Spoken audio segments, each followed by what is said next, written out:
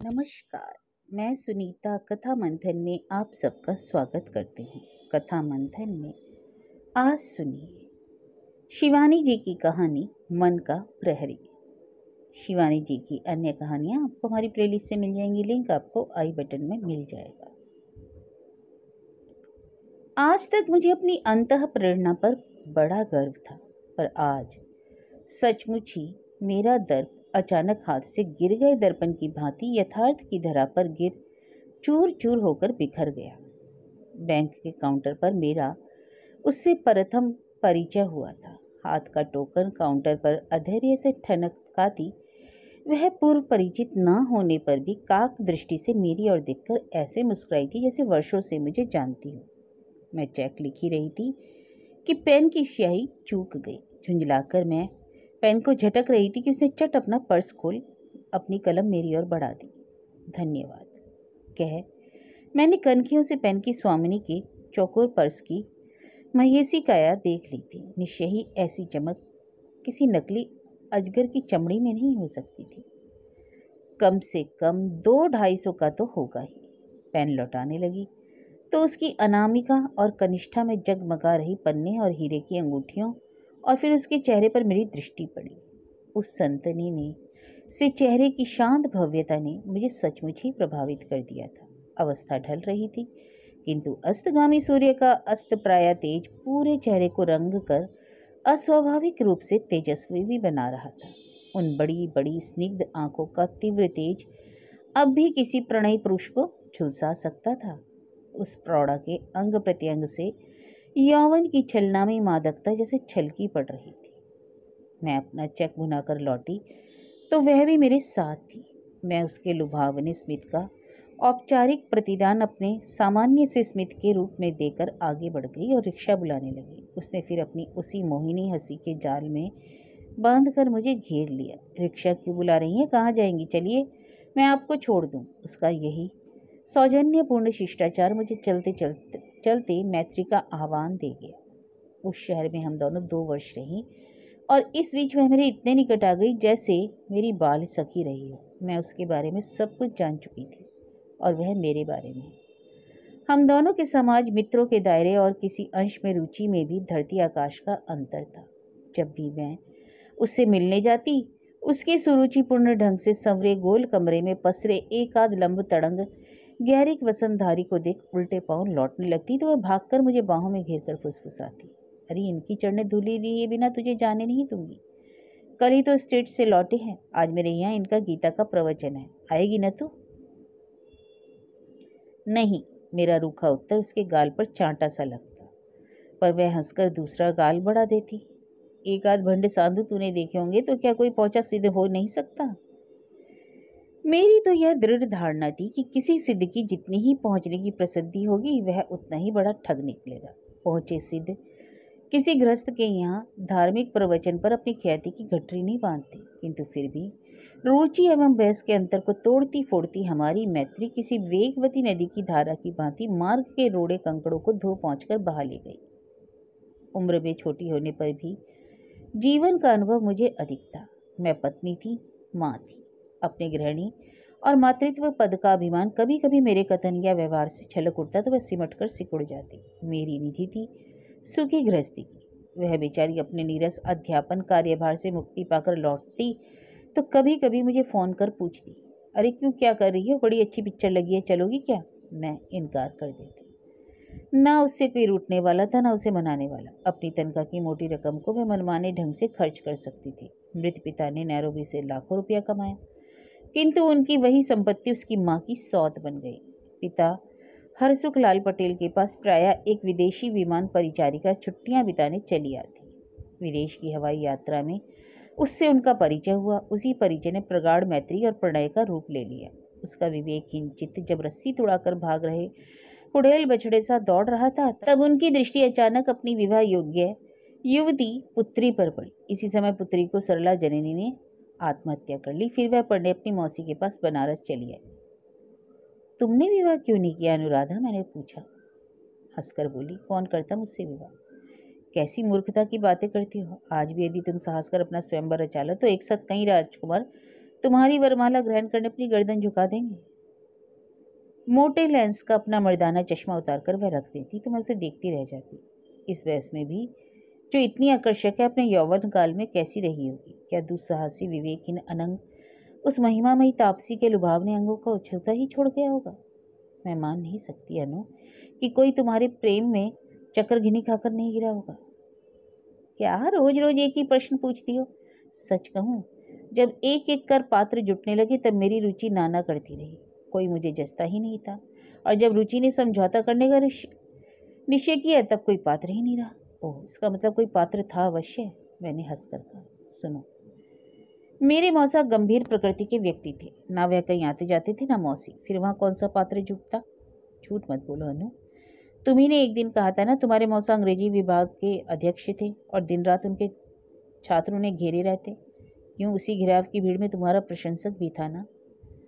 उसके आकर्षक चेहरे पर भावावेश की रेखाएं खिंच गई। चिबुक पल भर को कांपा। एक क्षण को वह हिचकिचाई, फिर बिना किसी संकोच के वह मुझे अपने विस्मृत यौवन दुर्ग के उस खंडर में खींच ले गई, जहां न वैराग्य था, न संयम, न संकोच, न चित्तवृत्ति निरोध। आश्वस्त होकर उसने चाय का प्याला उठा लिया। फिर उसका संकोच जैसे उसकी जीवन कथा के तीव्र प्रवाह के साथ बहता चला जा रहा था। कैसा निष्कपट आत्मनिवेदन था, किंतु कितना निर्लज्ज। अन्नू के मौसा के यहाँ आने वाले छात्रों में मधुकर का व्यक्तित्व एकदम अनोखा था। उसके श्याम वर्णी चेहरे का आकर्षण अद्भुत था। अनु रिझी थी उस मेधावी युवक की प्रतिभा पर, और वह डूबता चला गया उस अभिराम मुखाकृति के सौंदर्य चिंतन में। मैंने पापा को भी लिख दिया था, मेरे लिए पात्र ढूंढने का सिरदर्द अब उन्हें मोल नहीं लेना होगा। लिखना आवश्यक भी हो गया था। कब क्या हो बैठे इसका कुछ ठिकाना था। वी हैड गॉन टू फार। मैंने चौंक कर उसे देखा, और फिर तो मुझे चौंक कर ही हार नहीं मानी, मैंने सहमा कर ही छोड़ा। बनारस के घाटों पर युगल प्रेमों का वह दुस्साहसी जोड़ा आधी आधी रात तक घूमता रहता। बजरे पर प्रेमी की गोदी में लेटी निशंक अनु गुनगुनाती दूर दूर निकल जाती।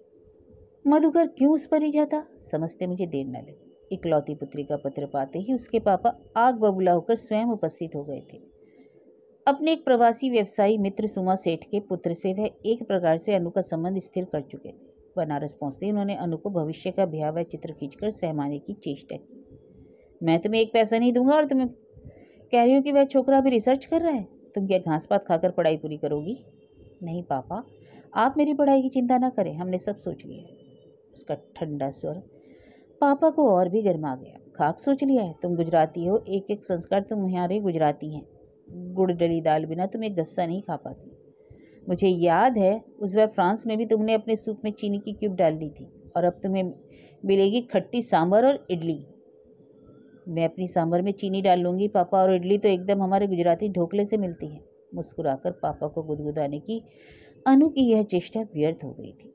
ठीक है, तुम्हें कुएं में कूदना है तो आँख पर पट्टी बांधकर मैं तुम्हें नहीं कूदने दूंगा। मैं उससे कुछ प्रश्न तुम्हारी ही उपस्थिति में पूछूंगा। यदि मेरी परीक्षा में वह खरा उतरा तो चाहे मद्रासी हो या हब्सी, मुझे उसे जमाता बनाने में कोई आपत्ति नहीं। एंड इफ ही फेल्स, तो तुम्हारा पति वह भले ही बन जाए, इस जीवन में मेरा दामाद कभी नहीं बन सकता, नेवर। अनु मनी मन मुस्कुराती मधुकर को बुला लाई। कीमती कपड़े पहने, मुख में सिंगार दाबे उस रौबदार व्यवसायी को देखते ही मधुकर हतप्रभ सा खड़ा रह गया। चंचला लक्ष्मी के सम्मुख धीर गंभीर सरस्वती सकुचाकर रह गई थी। अनु के पिता के दृष्टि निक्षेप में घोर तिरस्कार भरा था। भौहें सिकुड़कर भयानक हो गई थी। लग रहा था आंखों ही आंखों में उन्होंने मधुकर को पूरे शरीर का एक्सरे ले लिया है। कमीज के भीतर पहनी गई फटी बनियान, जूतों के भीतर यतन से छिपाई गई जुराबों की फटी एड़ियां, घर पर धुला जीर्ण रुमाल और भीतर की जेब में छिपी सस्ती कलम, सबका चित्र जैसे उन पास पास सटी दो क्रूर आंखों में उतर गया। गरज कर उन्होंने अपने प्रश्न का पहला हथगोला फेंका। तुम अनु से विवाह करना चाहते हो? जी हाँ। मधुकर का स्वर कुछ कांप गया था। 10 रुपए में यदि कहीं हाथी बिक रहा हो तो क्या खरीद लोगे? इस अजीब से सवाल पर मधुकर सोच ही रहा था कि वह उत्तेजना बंदी मुट्ठियां सामने धरी मेज पर पटकते फिर गरज उठे। बोलते क्यों नहीं? हाथी को खरीद लेने पर उसे द्वार पर स्थायी रूप से बांधकर खिला सकोगे? मधुकर चुप। क्या करते हैं तुम्हारे पिता? कहकर अब हंसकर उन्होंने दूसरा हथगोला फेंका, और उनके इसी दूसरे प्रश्न ने नादान प्रेमी युगल के सुख स्वप्नों की धज्जियां उड़ा दी। यही तो नहीं कह सकता था वह। पिता के अभिशप्त जीवन इतिहास को ना उगलते ही बनता था, ना निगलते। प्रेमी की हिचकिचाहट देख अनु उतावली बनी, स्वयं आगे बढ़ाई थी। वह स्वतंत्रता संग्राम में जेल गए थे, है ना मधुकर? गए थे या अभी भी जेल में हैं? क्यों मधुकर? पटेल ने हंसकर पूछा तो मधुकर कांप उठा। उसे लगा जैसे संसार की कोई भी शक्ति उसे उबार नहीं सकती। क्रोध से जलते हुए वह एक बार फिर गरजे थे। क्यों? कहाँ हैं तुम्हारे पिता? बंबई की एक प्रसिद्ध अभिनेत्री की हत्या के अपराध में उसके पिता आजन्म कारावास का दंड भोग रहे थे। माँ ने बहुत पहले ही आत्महत्या कर ली थी। यह सब बात वह अनु से अदल बदल कर कहता चला आया था, किंतु अनु के पिता को छलना आसान नहीं था। भारत पहुंचने के पहले ही उनके विश्वासी गुप्तचरों का दस्ता स्वदेश पहुंच सब कुछ पता लगा चुका था। सुन ले छोकरी, उन्होंने अनु से कहा, जो व्यक्ति ऐसा सफेद झूठ बोलकर विवाह जैसे पवित्र संबंध को कलंकित कर सकता है, वह निश्चय ही किसी दिन अपने हत्यारे पिता से भी अधिक निर्मम हत्या कर सकता है। दोनों हाथों से मुंह ढांपकर अनु वहीं बैठ गई। उसे यह दुख नहीं था कि उसका प्रेमी एक अभिनेत्री के हत्यारे का बेटा है, पर उसका प्रेमी झूठा है। लबारा इस कटु सत्य का कड़वा घूंट वह किसी प्रकार कंठ तले नहीं उतार पा रही थी। फिर पिता ने कहा, चल अब तुझे यहाँ नहीं पढ़ना होगा, हो चुकी तेरी पढ़ाई। एक हत्यारे के बेटे से मैं तेरा विवाह नहीं होने दूंगा, और अगर तूने नहीं माना तो तेरे विवाह के दिन ही तुझे उपहार दूंगा अपनी निर्जीव देह। यह कहकर अपने जेब से रिवॉल्वर निकालकर उन्होंने अपनी चौड़ी छाती पर धर लिया। नहीं पापा नहीं, कह अनुराधा सिसकती अपने पिता से लिपट गई। फिर? मैंने सांस रोककर पूछा। फिर क्या? अनुराधा हंसकर उठ खड़ी है। मैं पापा के साथ नैरोबी चली है, वहाँ की अधूरी शिक्षा पूरी की हार्वर्ड में। पापा की बहुत इच्छा थी कि मैं विवाह कर लूँ। अपने मित्र को वागदान तो वो वह बहुत पहले ही कर चुके थे, किंतु मित्र पुत्र ने पी पिलाकर अपना लीवर इतना चौपट कर लिया था कि विवाह होने पर मेरा सौभाग्य कठिनता से साल 2 साल ही कट सकता था। उसे सिरोसिस हो चुका था। एक प्रकार से मेरे अवांछित कौमार्य का धक्का ही पापा की आकस्मिक मृत्यु का कारण बना। वैसे उनकी मृत्यु मोटर दुर्घटना में हुई थी। मृत्यु के एक दिन पूर्व वह मुझे यतन से अपनी चल अचल संपत्ति का लेखा जोखा सौंप गए थे। फिर सब बेच बाच कर मैं स्वदेश लौट आई। आज ईश्वर की कृपा से विश्वविद्यालय में ऊंचे पद पर हूँ। मोटर है, बंगला है, पुष्प वाटिका ऐसी है कि मेरा माली हर पुष्प प्रतियोगिता में पुरस्कार प्राप्त करता चला आ रहा है। और तुम्हारी हृदय वाटिका? मैंने हंसकर पूछा। अंग्रेजी की उस प्राध्यापिका का अचानक उत्फुल्ल मुखमंडल पौरुषपूर्ण और मृदुता विरहीन हो उठा। मेरी हृदय वाटिका में न अब कभी गुलाब झूमेगा न चंद्रमल्लिका। एक लंबी सांस खींचकर कर वह मलान हंसी के साथ चलने को उठ खड़ी हुई। खिजा से उजड़े चमन की अब फसलें भारी बची रह गई। बहन, उसके जाते ही मन न जाने कैसे उदास हो गया था। उस दिन कौन कह सकता था कि बाहर से ऐसी हंसमुख आनंदी दिखने वाली रौबदार डॉक्टर पटेल के हृदय में ऐसी वेदना नहीं थी। फिर भी उसके हास्य में, नेत्रों में, शब्दों में कैसी शांति है। उसकी कहानी सुनने के पश्चात उसके प्रति मेरा लगाव और भी घनेरा उठा। मेरा मन मुझसे बार बार कहता था, अपने चरित्र बल से सारे संसार को शुद्ध कर सकती है वह प्रभावशाली नारी। एक दिन मैं उसके यहाँ गई तो देखा बाहर एक स्कूटर खड़ा है। पहले तो झिझकी, सोचा लौट चलूं। इसी से मैं अनु ने मुझे देख लिया। वाह वाह, एकदम ठीक समय पर आई। मैंने बड़ी बढ़िया कॉफ़ी बनाई है। मुझे भीतर खींचकर उसने अपनी स्पेशल झागदार कॉफ़ी का प्याला थमा दिया। दूसरा प्याला दीवान पर बैठे दूसरे व्यक्ति को थमाने लगी तो मैं अचकच आ गई। मुझे देखकर उसने भी उठने की चेष्टा की तो अनु ने हंसकर हाथ से ही उसे बैठ जाने का आदेश दिया। फिर मेरी ओर मुड़कर बोली, यह मेरा सबसे प्रतिभाशाली छात्र है, प्रियतम महंती। नाम बड़ा ही विचित्र है। मेरी दृष्टि फिर उस कमनीय चेहरे की ओर गई। गौर ललाट, सुगठित शरीर, लंबे लंबे बाल और सुनहले जो उसके कंधों पर गिरकर मुखाकृति को और भी आकर्षक बना रहे थे। स्पष्ट था कि उसने अभी जीवन के 19-20 वसंत ही देखे थे। कॉफ़ी पीकर मैं चलने को उद्यत हुई तो अनु ने रोक लिया। अरे बैठो, थोड़े पीछे से तो शक्ति जाओ। कल ही भवाली से निर्मला बहन ने पार्सल भेजा है। जाओ महंती, फ्रिज में धरे हैं, ले आओ। निर्मला बहन अनु की एकमात्र आत्मीया थी। वर्षों पूर्व उसकी यह मौसेरी बहन भवाली रोग मुक्ति के लिए आई थी और स्वस्थ होकर वहीं बंगला लेकर रहने लगी। महंती पीछे से लेने चला गया तो अनु फुसफुसाकर कहने लगी, इसका बाप उड़िया था और माँ काश्मीरी। दोनों ने प्रेम विवाह किया पर बनी नहीं। बाप कनाडा चला गया, माँ शिपिंडल की किसी फर्म में सेक्रेटरी थी। उसने वहीं के मैनेजर से विवाह कर पुत्र को त्याग दिया। गजब का मेधावी छात्र है। मेरे सुदीर्घ अध्यापन काल में ऐसा छात्र मुझे आज तक नहीं जुटा। थोड़ी बहुत सहायता कर देती हूँ। महंती प्लेट भर आड़ू लेकर आ गया। अनु ने प्लेट मेरी ओर बढ़ा दी। तुम भी तो लो ना अनु, मैंने कहा, पर उसने प्लेट अपने प्रिय छात्र की ओर खिसका दी और हंसकर मुझसे कहने लगी, लव सॉन्ग पढ़ा है? फिर वह जोर से हंसकर कहने लगी, देखो देखो कैसा शर्मा रहा है बेचारा।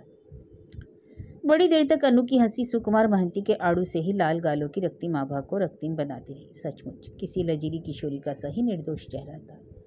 लड़के का कैसी कठोर हृदय जननी रही होगी जो ऐसे गंधर्व कुमार से सुंदर पुत्र की माया डोर स्वयं काटकर उड़नछू हो गई। माँ नहीं थी तो क्या हुआ, भगवान ने उसे स्नेही अध्यापिका के रूप में दूसरी माँ दे दी थी। मैं सोचने लगी, फिर अनु क्या एक मेहनती से ऐसा लड़ा लड़ाती थी?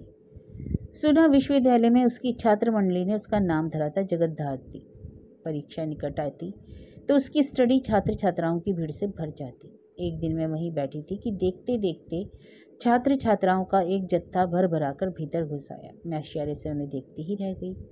हे भगवान, इनमें कौन उसके छात्र थे और कौन छात्राएं? रंग बिरंगे काट छांट के घंटा नितंबी पायजामे, शोक रंगों के खद्दर के ढीले कुर्ते और अस्त व्यस्त केश राशि। ना उन चेहरों पर लावण्य था न तेज। बड़ी कठिनता से मैं दल की 10 छात्राओं को बीन सकी थी और उन 10 चेहरों में से एक चेहरा भी ऐसा नहीं था जिसे देखकर आंखें ठंडा सके। अनु पटेल को घेरकर बैठे उस दल को देख उस दिन एक धक्का मुझे लगा था। उसके छात्रों के चेहरों के हाव भाव में एक स्तरण छटा आ गई थी और छात्राओं की किशोरोचित धमाचौकड़ी मुझे बड़ी अस्वाभाविक लगी थी। कोई अनु से प्रश्न पूछ रहा था, कोई चटपट गैस पेपर बना रहा था। प्रश्न संधान में पटु उस द्रोणाचार्य की छत्र छाया में न जाने कितने अर्जुन अभ्यासरत बैठे चहकते रहे, पर उसका एकांत प्रिय एकलव्य अंधेरे कोने के अरण्य में बैठा बैठा पूरी विद्या सुनकर ही ग्रहण कर लेता। किंतु जब गुरु दक्षिणा देने का अवसर आया तो द्रोणाचार्य की ही भांति कठोर याचना कर बैठी थी उसकी गुरु। उस पर पहला आनंददायक समाचार सुना, प्रियतम महंती की आश्रित सफलता का। एमए के सफल छात्रों में उसने सर्वप्रथम स्थान प्राप्त किया। और फिर जब दूसरा समाचार सुना तो सिर चकरा गया। प्रियतम महंती अपनी गुरु अनु का ही प्रियतम बन गुरु सहित आलोप हो गया था। मैंने सुना तो स्तब्ध रह गई। अनुराधा कुछ ही घंटों में अपनी गृहस्थी का डंडा डेरा उखाड़ छात्र सहित दिल्ली उड़ गई और वहीं से दोनों विदेश चले गए। यह उसका अंतिम समाचार मुझे मिल गया था। नौकरी तो वह केवल समय काटने के लिए करती थी। उसी के शब्दों में उसके पिता के भारी बैंक बैलेंस के सूद से ही वह बिना हाथ पैर हिलाए एक IAS की तनख्वाह घर बैठे खींच सकती थी। घृणा से मेरा अंग अंग सिहर उठा। छी, मुँह काला करना ही था तो क्या वही अनाथ अबोध छोकरा रह गया? समय पर विवाह हुआ होता तो इतना बड़ा तो उसका पुत्र ही होता, बल्कि इससे भी 4-5 वर्ष बड़ा। मैं 40 वर्ष की हूँ, उसने स्वयं मुझसे कभी कहा था। कोई स्त्री क्या कभी दूसरी स्त्री को अपनी ठीक उम्र के कंधे पर हाथ धरने देती है? कम से कम 45 की तो होगी ही। पूरे समाज की थोड़ी थोड़ी ने उसकी भर्त्सना की। महीनों तक वह बेमेल विवाह पूरे शहर की चर्चा का विषय बन गया। किंतु समाज का सबसे बड़ा गुण है उसकी क्षमाशीलता।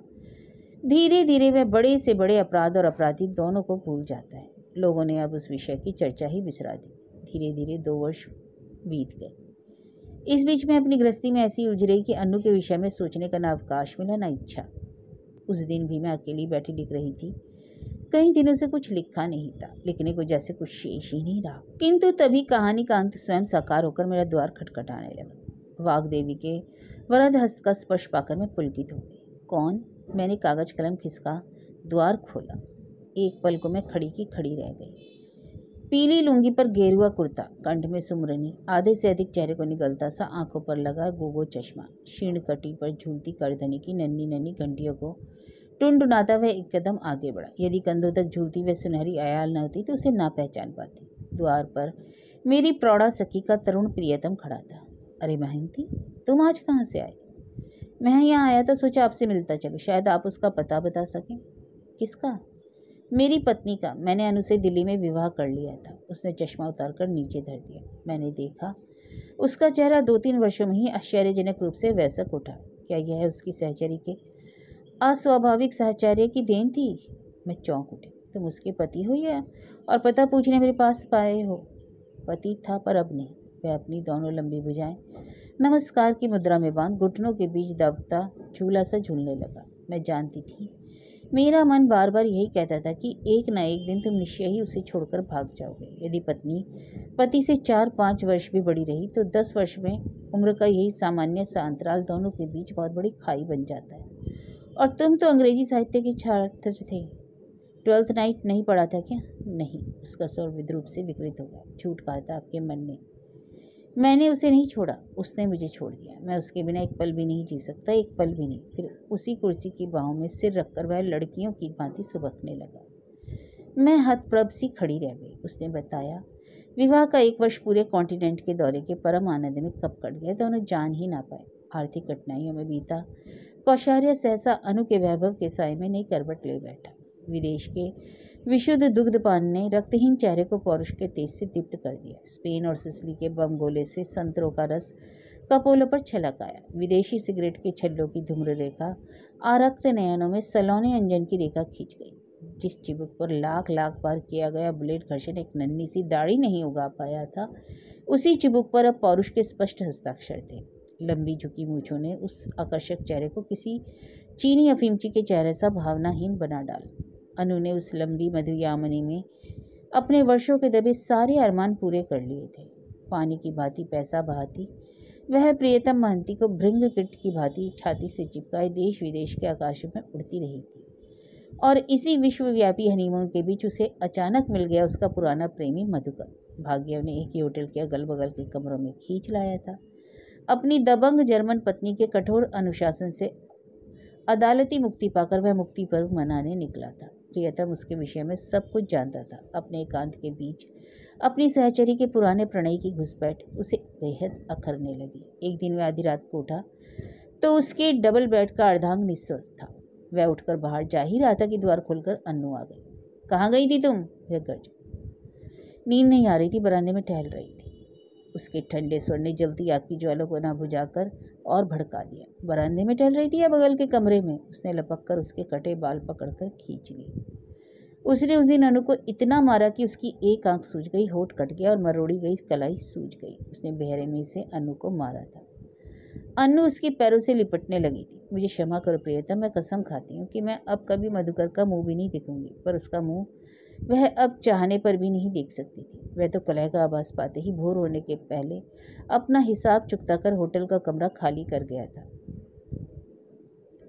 फिर हम दोनों घर लौट आए। अनु को वहीं एक अच्छी नौकरी मिल गई थी। यह ठीक था कि उसने मुझे धन का कोई अभाव नहीं होने दिया। खाने पीने रहने घूमने मुझे स्वतंत्रता थी, किंतु अनु बदल गई थी। मैं उसके कंधे पर भी हाथ धरता तो वह सिकुड़कर ऐसे सिमट जाती जैसे उसके कंधे पर प्रियतम महंती का हाथ नहीं, कोई लिजलिजी छिपकली गिर पड़ी हो। उसकी संपत्ति पर मेरा अधिकार था, पर उसके शरीर पर नहीं। यह वह कई बार बड़ी बेरुखी से स्पष्ट कर चुकी थी। किसी भी पति के लिए यह कितना बड़ा दंड है, आप समझ सकती हैं। जितना ही वह मुझसे कटती उतना ही मैं उसे पाने को व्याकुल होता। मैं पागलों की तरह इधर उधर भटकने लगा। पेट की भूख और शरीर की भूख में कोई अंतर नहीं है मौसी। खाद्य अखाद्य का अंतर भूलकर मैं किसी कंगले भिक्षु की भांति झूठी पतलों पर टूटने लगा। उसी कंगली बिरादरी की पंगत में मुझे मेरे विदेशी इष्ट मित्रों ने ऐसे अमृत बूटी चखाई कि मैं सब दुख भूल गया। एक शूट लेता तो न रहती अनु पटेल न मधुकर। एक दिन उस आनंद मूर्छा से इहलोक में लौटा तो अनु नहीं थी। मेज पर धरे लिफाफे पर मेरी दृष्टि पड़ी और मैं सब समझ गया। इस पत्र के साथ वह 3-4 माह का खर्चा छोड़ गई थी। उसने लिखा था, हम दोनों ने बहुत बड़ी भूल की थी प्रियतम।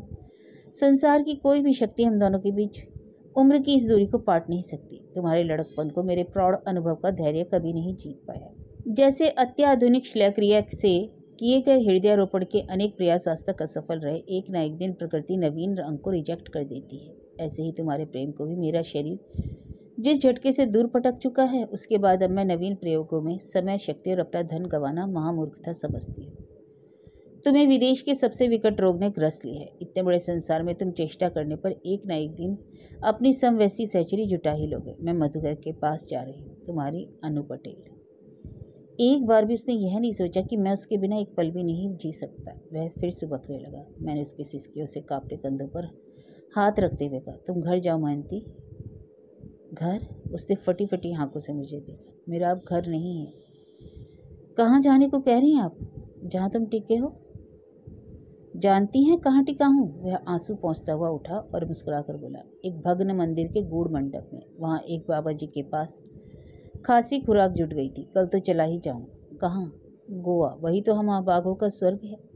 मेरा एक जर्मन मित्र वहाँ कुटिया बनाकर रहता है, उसी ने बुलाया। फिर अपनी मेखला की नन्ही घंटियाँ टुनटुनाता वह औघड़ अवधूत जाने को उद्यत हुआ तो मैं भी उठ गई। गोरे अश्रुसिक्त कपोलों की आर्द्रता भी सूखी नहीं थी। पहले वह नम्रता से हाथ जोड़कर झुका, फिर जाने क्या सोचा चट से मेरी चरण धूलि माथे पर लगा ली। हंसकर बोला, अच्छा मौसी अब चलता हूँ। मैं कुछ कहती इसके पहले ही वह लंबी लंबी डगे भरता फाटक से बाहर हो गया। मेरे मन के प्रहरी ने फिर मुझे हंसकर टोका, रोकती क्यों नहीं? 2 दिन का भूखा प्यासा, एक प्याला चाय तो पिला देती। कैसी बाल वैरागी, किसी निष्कपट हंसी है उसकी, किंतु अपने मन कि इस छलिया प्रहरी से मेरा विश्वास अब उठ गया था। उस दिन अनु के लिए कहता था वह संतनी है, किसी का अनिष्ट नहीं कर सकती। आज महंती को बाल वैरागी कह रहा है, किंतु मुझे यह प्रहरी लाख बहकाए। संसार के बड़े से बड़े वैरागी के वैराग्य को भी पहचानना अब मैंने सीख लिया है।